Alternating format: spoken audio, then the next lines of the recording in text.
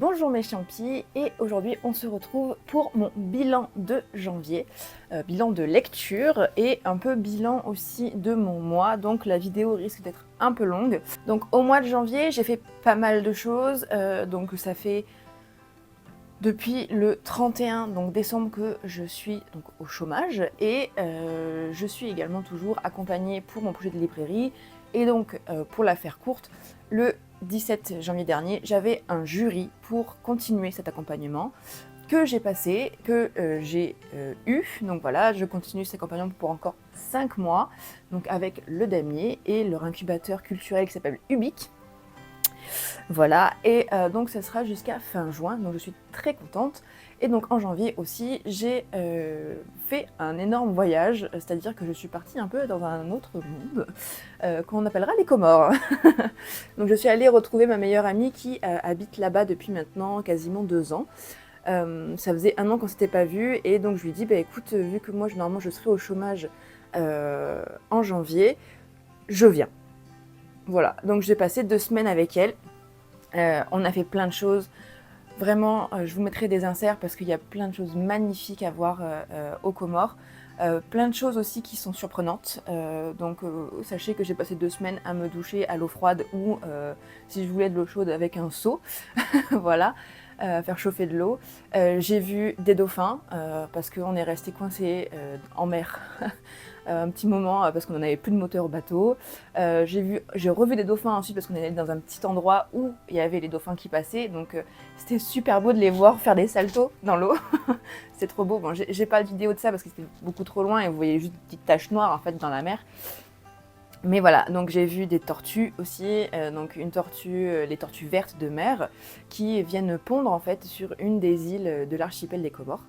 C'est très intéressant à voir, et surtout avec un guide qui vous explique vraiment comment font les tortues pour pondre et pourquoi elles choisissent cet endroit. Et donc il faut savoir qu'une tortue, elle peut faire maximum 4 allers-retours entre la mer et le sable pour trouver un endroit pour pondre.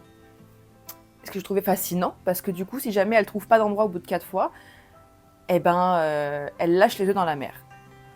C'est dingue. Donc j'ai une vidéo d'une tortue qui pond, parce que quand elle pond, c'est quand même incroyable. Donc elle fait vraiment un trou de ponte, et elle lâche tous ses œufs. Et après, avec ses palmes là, du coup, parce que c'est pas des pattes, c'est des palmes, du coup, elle rabat, donc c'est pas la arrière, hein, elle rabat tout le sable dessus. Et donc je me suis dit, mais comment elle fait pour pas les casser? Comment elle fait pour savoir à quel moment où sont ses œufs? Voilà, donc j'ai fait plein de trucs où il y a des paysages quand même sublimes. On allait à la mer, évidemment. J'ai vu des lacs salés. Justement, c'est une île assez volcanique, donc du coup, il y a des cratères. Et l'eau de mer s'est infiltrée dans ces cratères. Enfin voilà, il y a des sublimes choses aux Comores. Et donc, j'ai passé aussi 2 semaines à l'arrière d'une moto. Quelque chose que je n'avais jamais fait. Et figurez-vous que c'est quand même très agréable de se balader à l'arrière d'une moto. On va quand même bien plus vite qu'en voiture.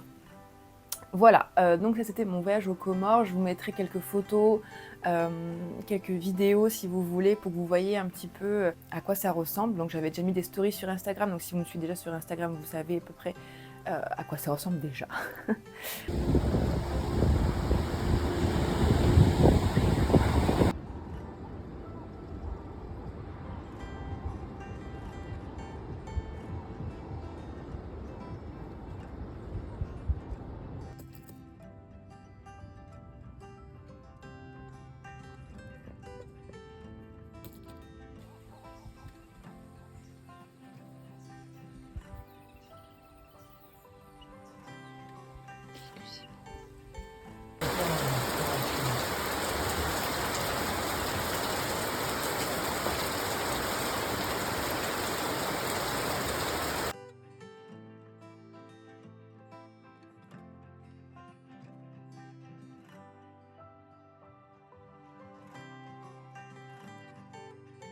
Et voilà, donc du coup ça c'était mon mois de janvier en gros. Je continue à travailler sur mon projet de librairie de bar. Je continue à voir ma psy, je continue à aller voir la kiné. Bref, plein de choses pour moi et qui me rendent bien en ce moment. Je me sens bien, donc je suis contente. Voilà pour ce micro-bilan un peu de mon mois en dehors de ma lecture. Et donc là, je passe aux livres que j'ai lus. Donc au total, en janvier, j'ai lu 9 livres. 5 de ces livres sont des formats papier que j'avais dans ma palle, dont 2 sont des SP. Et j'ai lu ensuite 3 ENC, épreuves non corrigées, de Charleston, dont je ne peux pas trop vous parler maintenant, mais dont je vous parlerai bientôt sur Instagram précisément.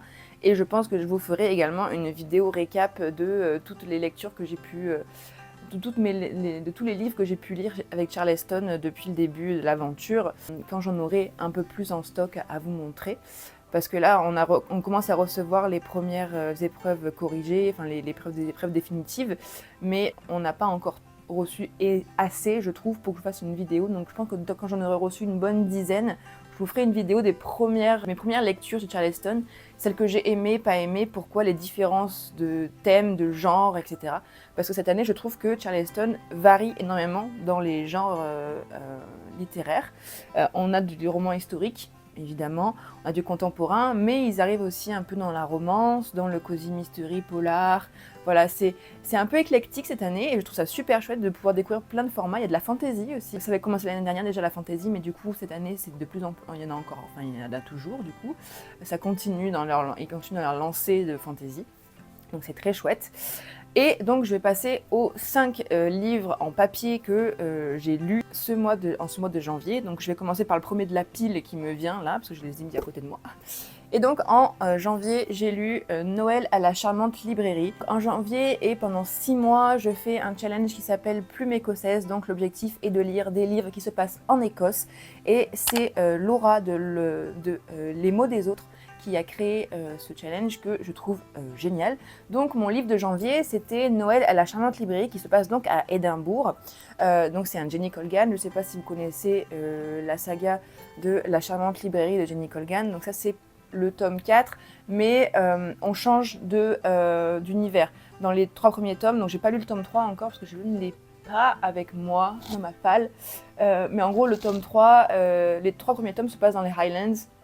Et alors que le tome 4, et si je dis pas de bêtises, le tome 5 se passe à Édimbourg dans la même librairie. Donc je crois que le tome 5 se passe dans la même librairie avec les mêmes personnages.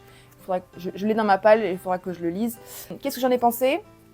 C'était une bonne lecture, vraiment, on va pas se le cacher. J'ai aimé cette lecture. Après, ça casse pas 3 pattes à un canard. L'ambiance, déjà, moi j'adore, Édimbourg. Évidemment, le personnage m'a un peu ennuyée au début, j'ai trouvé qu'elle était vraiment gnangnan, toujours à se plaindre, etc. Ça m'a un peu saoulée. Et puis après, elle commence à se découvrir, à être vraiment, comment dire, à fond dans ce qu'elle fait, et elle découvre dans cette librairie qui est au bord de la faillite, qui est la seule fierté de son propriétaire, mais qui ne sait pas s'occuper d'un magasin. Du coup, elle va reprendre la librairie avec lui et elle va créer quelque chose de bien plus authentique à l'écossaise en fait. Et ça va être super la relation qui va se nouer entre eux et entre ces deux personnages en fait. Et ce qui est chouette aussi, c'est qu'on a forcément des personnages qui viennent d'un peu partout. Donc on a un personnage du tome 2 qui apparaît dans ce tome-là. Donc c'est très très cool.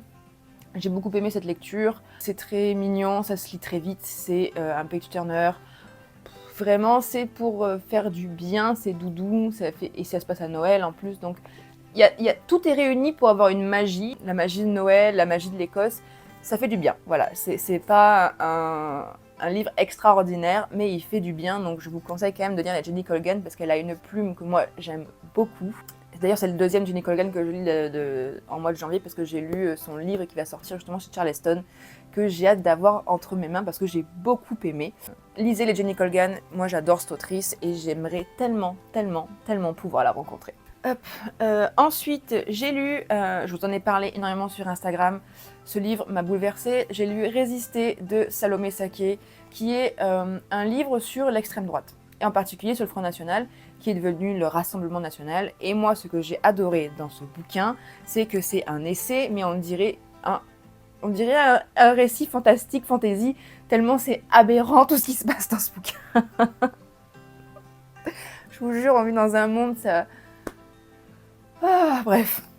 Donc, dans ce roman, Salomé Saké, dans ce récit, dans cet essai, Salomé Saké donc, nous parle de l'extrême droite. Elle commence par faire un état des lieux, un historique de ce parti français qui est né de la main de Jean-Marie Le Pen. et donc qui a été repris par Marine Le Pen dans les années 2010, je crois bien. Attendez, je dis des bêtises. Je sais plus, la date exacte, je ne sais plus quand est-ce qu'elle l'a repris, mais du coup qui a été rebaptisé Rassemblement National. Et donc, ce livre est révoltant parce qu'en fait, on voit l'historique de l'extrême droite, on voit l'historique de ce parti qui est vraiment, t'as envie de te dire, mais comment c'est possible? Et on voit aussi comment ce parti, de nos jours, maintenant, devient un parti totalement normal parmi les autres. On n'est plus en mode barrage de l'extrême droite. Les gens qui votent extrême droite n'ont plus aucun filtre et votent extrême droite parce que, ben voilà, ils votent extrême droite. Mais il y en a plein de gens qui ne savent pas vraiment pourquoi ils votent l'extrême droite, et c'est aussi l'objectif de ce livre, c'est de dire que il est de notre devoir à nous, personnes qui croyons encore en la démocratie et en la liberté d'expression et en une presse libre, enfin voilà, à la liberté en fait, c'est à nous de faire en sorte que ces gens qui votent extrême droite mais qui ne savent pas pourquoi, d'apporter les arguments pour leur dire en fait tu votes pour des gens qui te mentent. Ça laisse place à justement cette extrême droite qui est bien plus présente maintenant et par plusieurs moyens, en particulier par certains médias. Les médias sont un énorme pouvoir en France, il faut le rappeler, et donc le fait que ces médias soient détenus par 2 ou 3 personnes en France, ce n'est pas normal, parce qu'en fait, ils arrivent à faire une propagande, en fait. Et vu que ces gens sont d'extrême droite, ils ont réussi à normaliser un parti aux yeux des gens. Voilà, tout simplement. Parce qu'il y a beaucoup qui votent extrême droite, qui croient ce qu'ils entendent à la radio, ceux qui voient à la télé ou ceux qui lisent dans les bouquins, mais qui ne vont pas aller chercher plus loin. C'est pour ça qu'il y a encore des médias indépendants qu'il faut soutenir, et qui, eux, vont gratter à la surface, et qui vont gratter jusqu'au fin fond de l'actualité, et ils vont faire ressortir des choses qui ont vraiment un sens, un impact.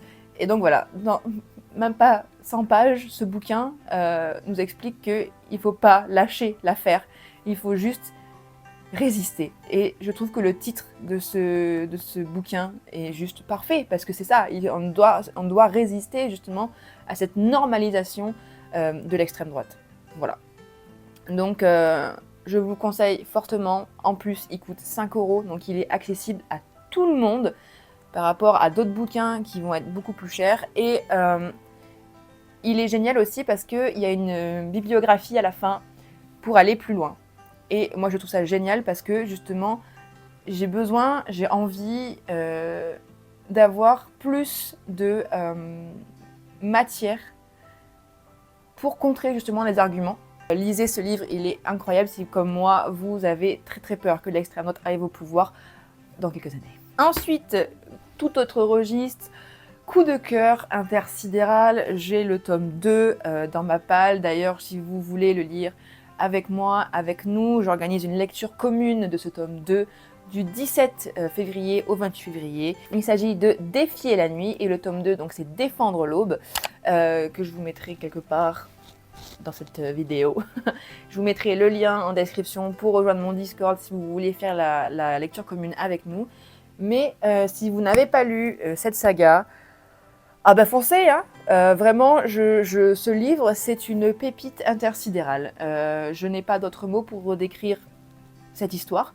Déjà, le livre, la couverture est magnifique. Le livre en lui-même est une pure merveille, hein. On a un jaspage, mais vraiment magnifique. Si je vous le mets à l'endroit, c'est mieux. Hop là. Voilà, vraiment, c'est sublime. Et en fait, ce qui est génial, c'est que vous avez le tome 1 comme ça, et le tome 2 vient se coller, et le jaspage continue. Merci Rajo, parce que vraiment, cette idée est incroyable, je suis fan. Et donc, qu'est-ce que raconte ce livre? Ce livre raconte l'histoire de Tessa, qui est apothicaire, mais qui est aussi hors la loi, et l'histoire de Korik, qui lui est la justice du roi. Donc, Tessa et Korik vivent au royaume de Candela, un royaume où sévit une fièvre et le seul remède pour cette fièvre, c'est les pétales de fleurs de lune. Et donc ces pétales se trouvent seulement dans 2 parties du territoire et ces 2 parties sont gérées par des personnes que je déteste. Voilà, clairement, je vais le dire tout de suite, je les hais. Voilà, ce sont des vraies saloperies. Bref.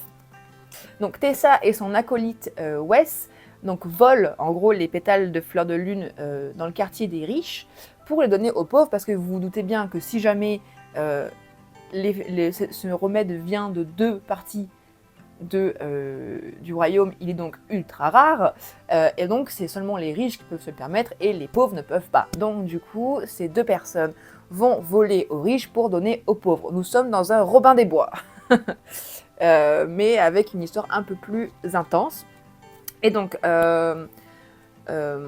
Korik est donc le frère du roi, il est donc la justice du roi, et lui, il fait des choses affreuses, c'est-à-dire que tout le monde a peur de lui, y compris Tessa, tout le monde le hait, y compris Tessa, parce que justement, il tue les gens qui volent, qui pillent, et d'une manière parfois tellement affreuse. Donc, lorsque Tessa et Korik viennent à se rencontrer, ça fait des étincelles évidemment, et une histoire va se former entre eux. L'événement qui fait que les 2 vont se rencontrer, c'est que Tessa, à un moment, perd son acolyte Wes, dont elle est amoureuse, hein, clairement, et va au palais pour se venger. En fait, elle veut tuer le roi, hein, clairement, et elle tombe sur la justice du roi, qui est Korik. Et il va la garder au palais, et plein de choses vont se passer autour de cet événement. Je ne vous en dis pas plus, parce que là, je risque de vous spoiler, mais c'est incroyable. C'est-à-dire qu'il n'y a aucune longueur dans ce livre qui fait 600 pages, hein, clairement, quasiment. Il n'y a aucune longueur, même quand il y a des descriptions, c'est tellement bien écrit qu'on ne ressent pas la longueur. C'est juste magnifique, il y a tout qui est beau en fait. On a envie de vivre dans ce royaume. Il y a des complots, il y a des fights, enfin bref, il y a un début de romance, voilà, enfin, c'est génial. Moi, j'ai trop hâte de lire le tome 2 et j'ai des copines qui ont déjà lu le tome 2 et qui m'ont dit on a hâte d'avoir la suite. Je dis genre, ouais, mais la suite elle sortira que l'année prochaine vu que le tome 2 vient de sortir. Donc j'ai hâte de lire le tome 2, mais en même temps j'ai pas hâte de le finir parce que je me dis que je risque d'être impatiente d'avoir le tome 3 qui est d'ailleurs le dernier tome, le tome 3. C'est une trilogie.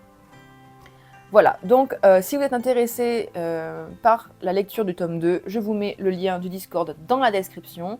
Et ça commence le 17 février, donc 2 jours après, normalement, si le timing est bon, que j'ai publié cette vidéo. Ensuite, autre coup de cœur. J'ai eu 2 coups de cœur en janvier et il s'agit, mon deuxième, c'est Butcher et Blackbird.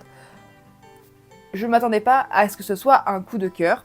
Parce que quand j'ai commencé à lire les trigger warnings, j'étais là genre wow, qu'est-ce que c'est que ce bouquin?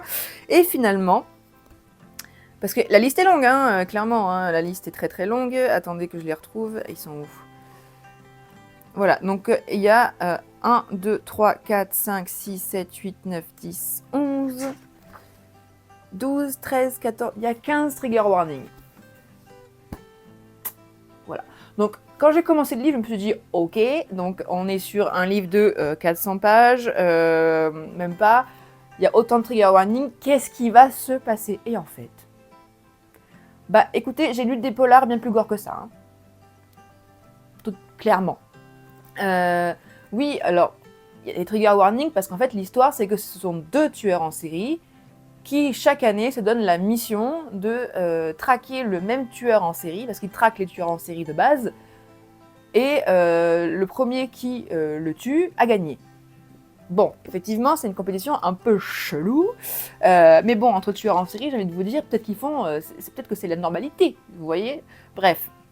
Donc en fait, moi j'ai trouvé que c'était juste une romance complètement foutraque. On n'est même pas sur de la dark romance, moi je trouve, parce que c'est pas... Il n'y a pas une histoire de soumission, il n'y a pas une histoire de de viol, il n'y a pas une histoire de violence, etc. C'est vraiment juste deux personnes qui tombent amoureux, mais qui ont des passe-temps complètement foutraques, quoi. Enfin, je veux dire, de base, lui, il est cuisinier. T'imagines que derrière, il s'appelle butcher, cuisinier. Voilà, c'est un boucher, hein, quoi, clairement. Mais il est cuisinier. Elle, je sais plus exactement ce qu'elle fait. Je sais même plus si on nous le dit ce qu'elle fait. Je crois qu'elle est dans l'informatique. Moi, je crois bien que c'est ça. Je vous mettrai une confirmation comme quoi c'est de l'informatique. Mais ce que je veux dire, c'est qu'ils ont des tafs normaux, entre guillemets. Et derrière, ils ont un passe-temps qui est de éradiquer la vermine des États-Unis. Voilà. Sauf que du coup, ils deviennent eux-mêmes des tueurs en série. Mais en gros, c'est des tueurs en série pour faire le bien parce que ils viennent tuer des tueurs en série. Enfin, c'est un peu foutraque aussi.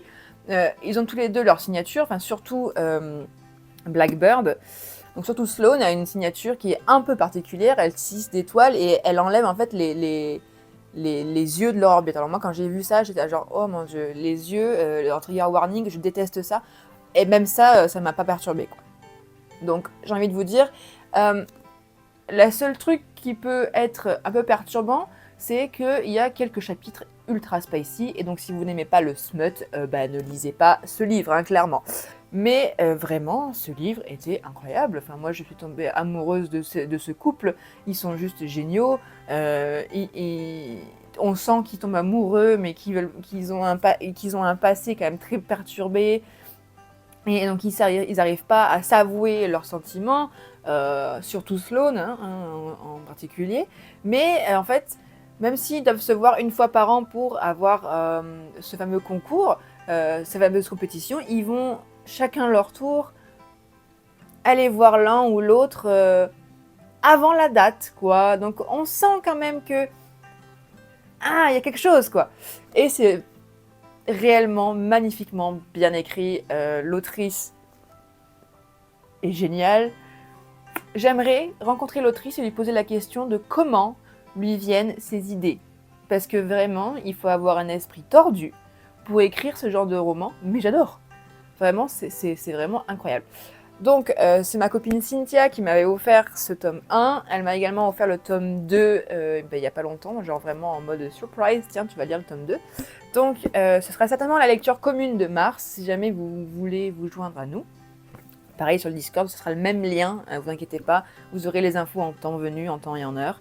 Mais voilà, donc du coup, je vous conseille cette saga Butcher et Blackbird, parce que du coup, je crois qu'il y en a 3 tomes aussi, le 3e sort cette année. En mars chez Verso, du coup. Et je crois que c'est le dernier. Je crois. Je ne suis pas sûre. Je vous mettrai quelque part dans la vidéo si c'est vraiment le dernier ou pas. Voilà. Et donc là, je vais vous parler de mon dernier livre que j'ai lu donc en papier. Qui est une petite déception. Je suis un peu triste d'être déçue de ce livre. Mais c'est Dans l'ombre de l'infirmière. Donc c'est paru chez Faubourg-Marigny, donc c'est le roman de novembre. Oui, j'étais un peu en retard sur ma lecture de Faubourg-Marigny. J'ai été déçue par ce roman parce qu'en fait, moi, je m'attendais vraiment à quelque chose de plus tourné vers le roman policier, vers le polar. Et en fait, ce livre fait... combien il fait ? Il fait 500 et quelques pages, je crois bien. Voilà, 530 pages. Et les premières 250 pages, pour moi, ne sont pas nécessaires. C'est long. C'est très long, il ne se passe rien. L'héroïne... Je l'aime bien, l'héroïne, tu vois, c'est pas le problème. Mais je sais pas, je trouve qu'elle tourne en rond dans la première partie. Et en fait, elle n'arrive pas dans l'école d'infirmière avant la page 200 ou 250. Et moi, j'étais là, genre, mais en fait, c'est long, quoi, pour 250 pages, en fait. On aurait pu réduire un petit peu. Enfin, je veux dire, je pense qu'il faut arrêter dans les romans de vouloir faire de la description pour de la description. Enfin, ça ne sert à rien. Ça perd le lecteur plus qu'autre chose. Et on est plus... parfois... Il y en a plein qui vont abandonner ce bouquin juste parce qu'il est long, quoi. Donc moi, je vous conseille de quand même lire jusqu'au bout parce que la deuxième partie est beaucoup plus intéressante. Même si moi j'avais découvert Le Coupable avant la fin, alors peut-être parce que je suivais un peu trop